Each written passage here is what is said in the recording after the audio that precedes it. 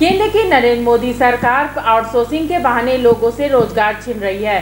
केंद्र सरकार दावे बहुत करती है और काम कम करती है। कांग्रेस के प्रदेश अध्यक्ष राजेश ठाकुर ने कहा है कि महागठबंधन की सरकार लोगों के लिए काम करना चाहती है। राजेश ठाकुर रांची के खिलाड़ी में एक कार्यक्रम में भाग ले रहे थे।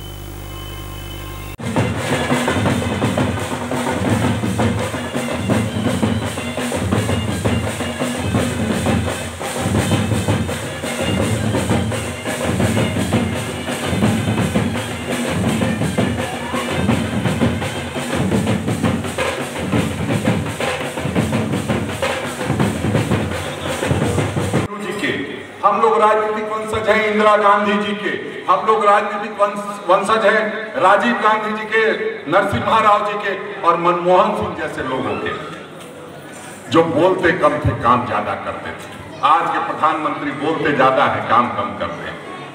और जो इन क्षेत्रों की हालत हो रही है, मैं ये नहीं कहूंगा कि बहुत सब कुछ उन्हीं के समय में हुआ है, लेकिन मैं इतना जरूर कहूंगा कि इन 7 वर्षों में जो झारखंड में कोयला उद्योग है, जहां पर हम रोजगार की गारंटी देते थे, वहां आउटसोर्सिंग के बहाने कितने लोगों को घुसा दिया गया है और किस तरह से कोयले की लूट हो रही है, किसी से छुपा नहीं है।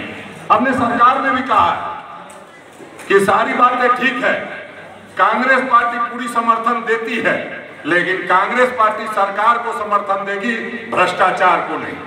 और इस पर अंकुश लगाने के लिए आपको जो संगठन के लोग हैं, मैं संगठन में हूं, सरकार में मंत्री नहीं हूं। सरकार चलाने की जिम्मेदारी मंत्री को की है, मुख्यमंत्री जी की है, संगठन चलाने की जिम्मेदारी मेरी है। इसलिए मैं आप लोगों से, जो यहाँ कार्यकर्ता बैठे हैं, जो यहाँ नेता हैं, उनसे नम्र आग्रह होगा, विनम्र आग्रह होगा कि आप लड़ाई को लड़ने का काम कीजिए, भ्रष्टाचार से लड़ने का काम कीजिए। सरकार बहुत सारी चीजें कर रही है, विधवा पेंशन की बात कह रहे थे और वृद्धा पेंशन की बात कर रहे थे, लेकिन उसको दिलवाएगा बच्ची आगे आगे जितना अच्छे से हम लोगों का स्वागत कर रही थी, हम स्वागत करके चले जाएंगे, स्वागत करवा के इनका काम खत्म हो जाए।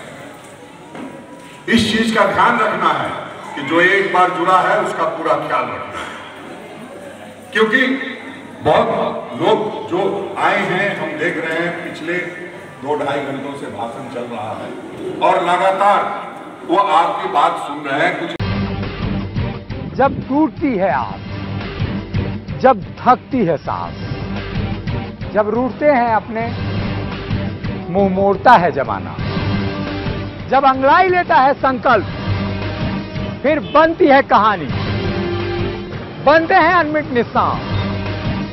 देखिए मेरे साथ संघर्ष की दास्तान।